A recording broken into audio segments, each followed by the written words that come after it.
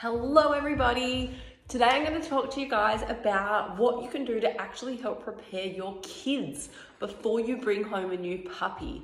It's probably one of the best things that we did before bringing home our new puppy was actually training the kids prior.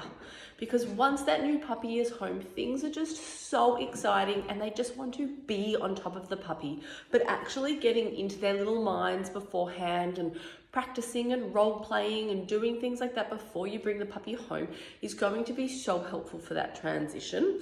So a couple of the things that we did were setting up the puppy's Zen den ahead of time. I actually did that for my dog's sake because we are a multi-dog home. We have an older dog, and I set the playpen up a few weeks before bringing the puppy home because I wanted to get my dog used to the fact that there was going to be toys and food in there that wasn't going to be for him. But what I realized was it was actually an amazing thing to help the kids to understand ahead of time that that playpen area is for the puppy and it is out of bounds for children. It's the parents that are to put the puppy in there, to close the gate, to open the gate. They are not to go in there. All puppies need safe places where they can go and sleep and relax and know that they are safe from our children. A really nice thing that you can get the kids to do is to actually make a little sign that they put up near the area where the dog sleeps, rests and eats. I don't love coming at kids with lots and lots of rules, but if you do want everybody to stay safe and happy together, we do need to have a few rules and boundaries. And leaving the puppy alone when the puppy is sleeping, eating, resting. It's okay. Sorry, got both of my dogs right here.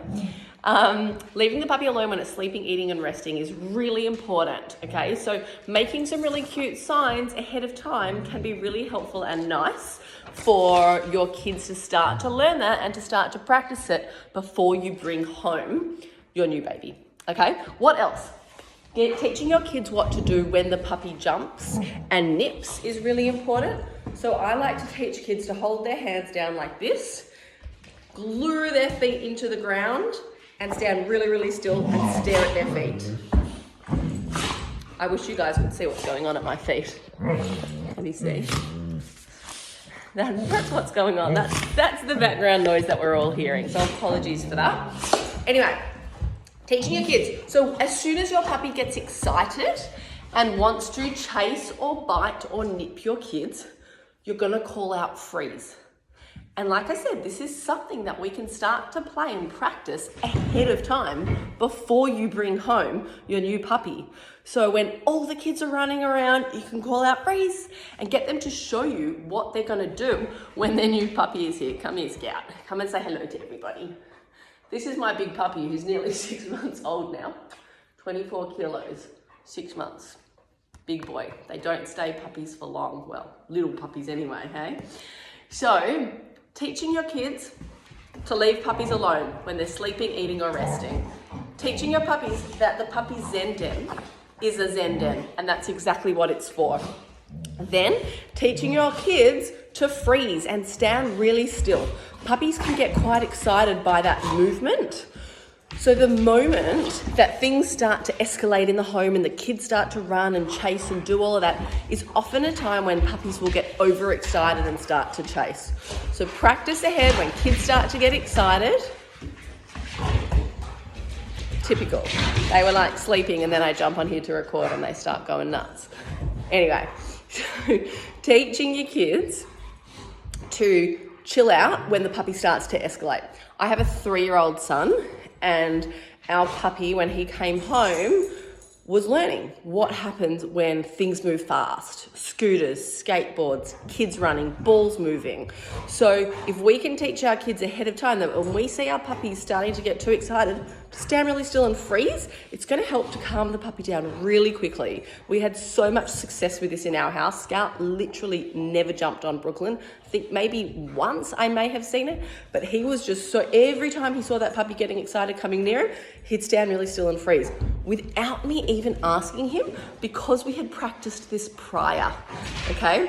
The other thing I want you to teach your kids to do before you bring home your new puppy is to clean up. If they don't want their toys, their shoes, their clothes, their socks, things in their room to be destroyed, their, Lego, whatever it is, we're gonna clean up. Do a big cleanup before you bring that puppy home. Keeping their bedroom doors closed, that's something else that you can practice ahead of time. I love not allowing puppies in the kids' room, especially initially. Find they steal stuff, they have toileting accidents, they rip things up. So start practicing picking things up off the floor, having a place where you put everyone's shoes and toys, and keeping bedroom doors closed. Practice this ahead of time and it becomes a habit. So once the puppy comes home, we're all used to keeping all of our stuff away and our doors closed. It's gonna set your puppy up for success so that when they come home, they're not getting up to mischief and you're not constantly getting angry and saying, no, no, no. Train your kids to clean up and keep their doors closed. I promise you it's gonna be a savior. Get some storage tubs too if you need some extra storage. Put in a little shoe stand at the front door. Make sure you fence it off though so that the puppy cannot get to it. My puppies have gone a little bit crazy right now. So the other thing that we want to do as well is we want to teach our kids how to be fun with the puppy and how to show affection in ways that the puppy is going to enjoy that. So the way I like to teach it is to actually use a stuffed toy. And I'm going to show you one of our stuffed toys. So this is my lovely friend over here. So you can use a toy to demonstrate to them and to practice patting. So I like to teach kids to use one hand when they're patting.